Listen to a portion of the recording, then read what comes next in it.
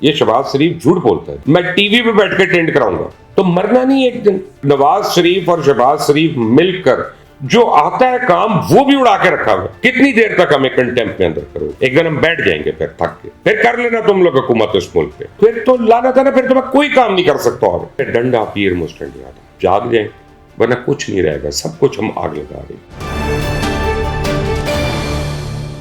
अस्सलाम वालेकुम। आज सुबह को मुझे पता चला कि डॉलर जो है वो एकदम से वो चांद पे पहुंच गया।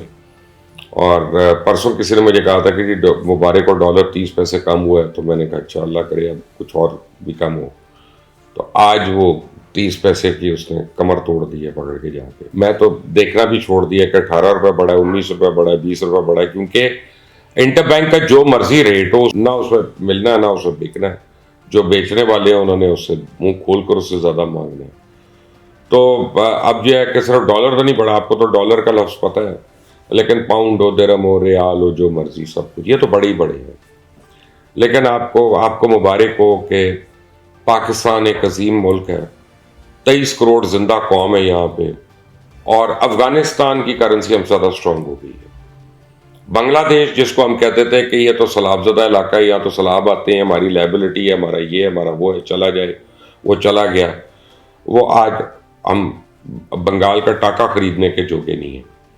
पहले कभी एक ज़माने में हम सुनते थे जी 1 रुपए के 5 टाके आते हैं या 3 आते हैं, तो अब पता नहीं 5 रुपए का एक टाका आता है कि 3 रुपए का आता है। आई स्टॉप कैलकुलेटिंग, क्योंकि फ़र्क नहीं पड़ता यहाँ पे, क्योंकि बेशर्म हमारे लोग जो हैं वो रहते हैं ऊपर और झूठ बोलते रहते हैं।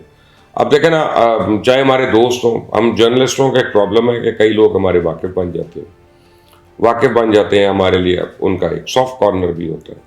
ये एक फितरी बात है, नेचुरल सी बात है, इसको डिनाई करना गलत होगा। अब चाहे वो पीपल्स पार्टी में हो, चाहे पीटीआई में हो, चाहे पीएमएलएन में हो, चाहे जेयूआई में हो, हर जगह पे हर पार्टी में कोई ना कोई हमारे दोस्त होते हैं। लेकिन fact of the matter is कि जब हमारे हुक्मरान आते हैं, जैसे शहबाज शरीफ है या इसहाक डार हैं, पर कहते हैं कि जी बैनुल अक़वामी मंडी में असल में तेल की कीमत इतनी हो गई तो हमें ये बढ़ाना पड़ा, वरना हमारा दिल टूट रहा है। कोई दिल नहीं टूट रहा आपका, झूठ बोल रहे हैं। ये शहबाज शरीफ झूठ बोलता है जब वो कहता है कि मेरा दिल टूटता है। मरियम नवाज जो है ना, वो कहती है कि मियाँ साहब का कलेजा फट रहा है। नहीं, अभी तो पता नहीं क्या कुछ फट जाना चाहिए फिर, इतनी जब ज़्यादा बढ़ती है तो चीज़ें। बेसिकली क्यों झूठ बोल रहे हैं वो भी मैं आपको बता देता हूँ। उसकी वजह यह है कि पहले एक बात समझ लें आप, ये इंटरनेशनल प्राइसिंग का ढोंग है, ये झूठ है कि इंटरनेशनली तेल की कीमत बढ़ी तो हमने बढ़ा दिया, इंटरनेशनली गैस की कीमत बढ़ी हमने बढ़ा दिया। यहाँ तक तो सच है, आगे आपको सच नहीं बताते। क्या हमारी तनख्वाहें भी इंटरनेशनल मियार के मुताबिक हैं? क्या हमें वहाँ पे $14 एक घंटे का मिलता है मिनिमम वेज जो है? क्या हमें अपना 8 पाउंड मिलती है एक वेज, यानी एक घंटे की मिनिमम वेज जो है? तो वो भी इंटरनेशनल करें। क्या हेल्थ केयर भी हमारी इंटरनेशनल स्टैंडर्ड्स के मुताबिक है? क्या पेंशनें हमारी इंटरनेशनल स्टैंडर्ड के मुताबिक है? हमारे EOBI के फंड्स कई जगहों के खाए जाते हैं, वो भी इंटरनेशनल स्टैंडर्ड के मुताबिक है। यहाँ पे 80% लिटिगेशन जो है ना, वो हमारी फर्दों के ऊपर है और हमारी जायदादों के ऊपर, कि जब एक बाप फौत होता है तो 3 बच्चों में आपस में जो लड़ाई होती है, वो केस चल रहे हैं 20 साल के 25 साल के दीवानी के मुकदमे, क्योंकि हमारा रिकॉर्ड ही सही नहीं है ना। हम सही करना चाहते हैं क्योंकि हमने उस तरह ज़मीनों पे कब्जे करने होते हैं, हमने उस तरह से जाके टांके लगाने होते हैं। अब देखें ना आप, इंटरनेशनल मेयार के मुताबिक क्या हर बाकी चीज़ें हमारी इंटरनेशनल मेयार के मुताबिक है? कि हमें ये ताना मिलता है कि जी तेल वहाँ पे महंगा हो गया तो बेशर्मो तनख्वाह कौन सी ज़्यादा होगी, और जो पेंशन ले रही है बेवा औरत, वो उसका इंटरनेशनल कीमत से क्या ताल्लुक है? उसकी तो पेंशन लोकल करेंसी में है, लेकिन बस का किराया उसको इंटरनेशनल कीमत पे देना पड़ता है। और वो टूटी हुई बस जिसके अंदर डीजल जो है वो धुआं मार रहा होता है और आधे लोग वहीं पे बीमार हो रहे होते हैं। वो बस जिसमें उसको जगह नहीं मिलती है, तुम उसको इंटरनेशनल करके तुमने मजाक बना लिया एक चीज का करके। मैं अभी गारंटी करता हूं, आज आपको बताता हूं, 2 तरीके बताता हूं। डॉलर अगर एक हफ्ते में ना नीचे आ जाए, मैं टीवी पे बैठ के टेंड कराऊंगा, टीवी के ऊपर बैठ के मैं टेंड कराऊंगा, और मैं जिसने जितना मुझे बुरा भला कहना और गालियां देनी हो दे ले। इसके बाद अगर ना डॉलर नीचे आए, ये प्राइम मिनिस्टर हाउस, ये गवर्नर हाउस, ये प्रेसिडेंट हाउस, ये GOR, ये म्यो गार्डन, ये खोले आम मंडी में बेचने के लिए। रियल एस्टेट वैल्यू इसकी आपको आज $20 बिलियन मिलता है। ठीक है ना, इंटरनेशनल मार्केट में मिलेगा, वो इंटरनेशनल रेट से डॉलर मिलेगा। और जब 20 बिलियन डॉलर आएगा तो आपका डॉलर खुद नीचे मलिया मेट हो जाएगा। सिर्फ हमारे सरकारी बाबुओं ने जो इस्लामाबाद के अंदर, इस्लामाबाद एक शहर की बात कर रहा हूं, वहां के अंदर जो रियल एस्टेट जिस तरह से हथियाई हुई है, जिस तरह से उन्होंने खरीदी हुई है, अपने नाम कराई हुई है, उसकी वैल्यू को 8 बिलियन डॉलर बनती है। अब इनको तुक है, इधर लोग फाके कर रहे हैं और अपना डॉलर जो है वो बोरियों में घर अपने छुपाए हुए हैं, अपनी जुराबों में रखे हुए हैं, अपनी सेफों में रखे हुए हैं या बाहर रखे हुए हैं। हर आदमी जो है या पोर्चुगल की वो नेशनलिटी ले रहा है, या वो यूक्रेन तो बंद हो गया, वो बल्गेरिया की उर्जेका की, कि जनाब मैं पैसे लेके निकल जाऊं, मैं निकल जाऊं बस पैसे लेके यहां से। तो मरना नहीं एक दिन, मरना नहीं एक दिन। और ये हमारे हुक्मरान जो है इनको नजर नहीं आती अपनी अय्याशियां, हमारे जो अफसरशाही है इनकी अय्याशियां नजर नहीं आती कि डिप्टी कमिश्नर का घर जो है 22 कनाल पे है और कम से कम 20 नौकर है वहां पे, और किसी भी डिप्टी कमिश्नर का घर, किसी भी कमिश्नर का घर, किसी भी आरपीओ का घर को मान ही नहीं है इनका। हमारी रेलवे की जमीनें देखें, रेलवे के खसारे देखें और रेलवे की अमलाक देख लें। महकमा औकाफ क्या करता है, अपनी जमीनों या तो वो लोगों को करप्शन करके वो देता रहता है औने पर, जिसमें बड़े बड़े लोग हैं, उसमें सहाफी भी हैं, सारे हैं जो लेते हैं उनसे, या फिर अपना जो है वो उसमें कब्जे करवाता रहता है। इस तरह मुल्क चलता है कोई? इस तरह तो प्राइवेट लिमिटेड कंपनी नहीं चलती, इस तरह तो घर नहीं चल सकता एक।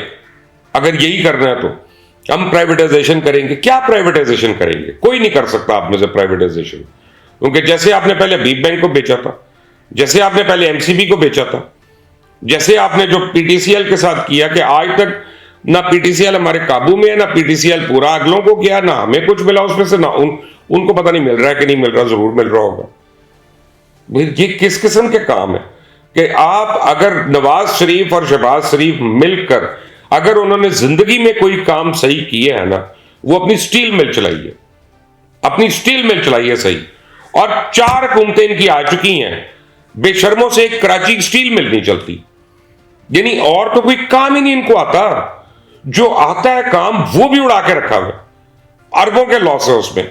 यानी अगर मैं मुबशर लुकमान, मैं अगर ये कहूं कि जी मैं चैनल पे बैठा हूं और मैं अगर उस चैनल को नहीं चला सकता कि मैं इतने साल से यही काम कर रहा हूं, तो फिर तो लानत है ना, फिर तो मैं कोई काम नहीं कर सकता। और तो ये कैसे अपना व्यापारी लोग हैं कि इनके आप वो देख लें आप प्रेस कॉन्फ्रेंसेस कि हम तो जद्दी पिश्ती अमीर हैं जी, हमारे तो लोहे के कारखाने थे, हमारे तो लोहे के कारोबार थे जी, अब्बा हजूर ने इतना बनाया, दादा हजूर ने इतना बनाया, तो वो एक एक वो ठोक ठोक के लोहे की बिलेट से ये करके तो चलाए ना स्टील मिल को, बाकी मुल्क हम चला लेंगे, आप एक स्टील मिल चला के दिखाएं सिर्फ, आपसे क्यों नहीं चलती?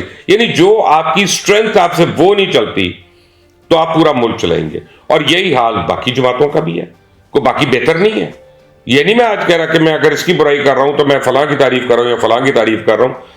एंड में जितना मर्जी शोर मचाओ, जितना मर्जी शोर मचाओ, जितना मर्जी असेंबली के अंदर आके घटिया बातें करो, वो जैसे वो जमात इस्लामी के एक आदमी तो कहता है मैं फातिहा नहीं पढ़ूंगा, रे फातिहा तो बेशरम आदमी हर मुसलमान की पढ़नी पड़ती है, हर मुसलमान के लिए, ये तो अल्लाह ताला का हुक्म है, फातिहा तो हमने पढ़नी है। लेकिन अपने गिरबानों में झांक के देखो, जैसा मर्जी तुम जमहूरियत का डंडोरा पीटते रहो, परवेज मुशर्रफ तुम सबसे बेहतर था, तुम उसको जो मर्जी कहो कि वो गासिब था, उसने आइन को अदब किया, उसने ये किया, उसने वो किया, और आइन के रखवालों को भी हमने देख लिया, वो इफ्तिखार चौधरी उसकी बाकियात को भी हम देख रहे हैं, जो हाल हो गया हमारी अदालतों का, जिस तरह इंसाफ की बंदर बांट हो रही है वो भी हम देख रहे हैं। कितनी देर तक हमें कंटेम्प्ट में अंदर करोगे? कितनी देर तक हमें झूठे केसेस में सजाएं देते रहोगे? हमारे वारंट निकालते रहोगे, दौड़े लगवाते रहोगे? एक दिन हम बैठ जाएंगे फिर थक के, फिर कर लेना तुम लोग हुकूमत इस मुल्क पे। जब कोई बंदा ही नहीं रहेगा तो फिर हुकूमत भी नहीं रहेगी। और मुझे आज किसी ने कहा कि हमारा एक दोस्त है, सिंगर है बड़ा मशहूर, उन्होंने मुझे कहा कि हमें इंडिया से, मलेशिया से, इन मुल्कों से हमें कंपेयर नहीं करना चाहिए, हमें करना चाहिए वो छोटे छोटे मुल्क इथियोपिया वगैरह। और मैंने कहा वो हमसे बहुत बेहतर है, ये श्रीलंका, उनको कम से कम रियलाइजेशन तो है ना कि हम गलत कर रहे हैं और वो सही करना चाहते हैं। हम तो मानते ही नहीं, हम तो 23 करोड़ दानिश्वर बैठे हुए हैं इस मुल्क में, हम तो एक दूसरे के गिरबान पकड़ने को तैयार है इमरान खान के लिए, नवाज शरीफ के लिए, आसिफ जरदारी के लिए, मौलाना फजलुर रहमान के लिए, जिनमें से किसी ने हमारे लिए गिरबान का बटन नहीं अपना खोलना, हमारे लिए नहीं करना उन्होंने। हमें बुखार हो जाए, हमारे घर में मौत हो जाए, कोई आ जाएगा हमारा हाल पूछने? हमारी बिजली काटने आएंगे, कोई आएगा हमारा पुरसाने हाल? हम उनके लिए लड़ लड़ के हलकान हो रही है, हम अपनी दोस्तियां, अपनी रिश्तेदारियां सब खराब कर रहे हैं। एंड में डंडा पीर मुस्टंडिया था। इस मुल्क में जूते पड़ने चाहिए लोगों को, वैसे भी ये जूतों के काबिल है। ये वो मुल्क है जहां किताबें जो है वो अनारकली के बाहर फुटपाथ पे बिकती हैं और जूते एमएम आलम रोड पे शोकेस पे बिकते हैं। तो जिस कौम को आदत हो जूतों को शोकेस में रखने की और किताबों को सड़क पे रखने की, उसको जूते मुबारक। यही मैंने कहना था, जाग जाएं वरना कुछ नहीं रहेगा, सब कुछ हम आग लगा रहे हैं। अल्लाह हाफिज।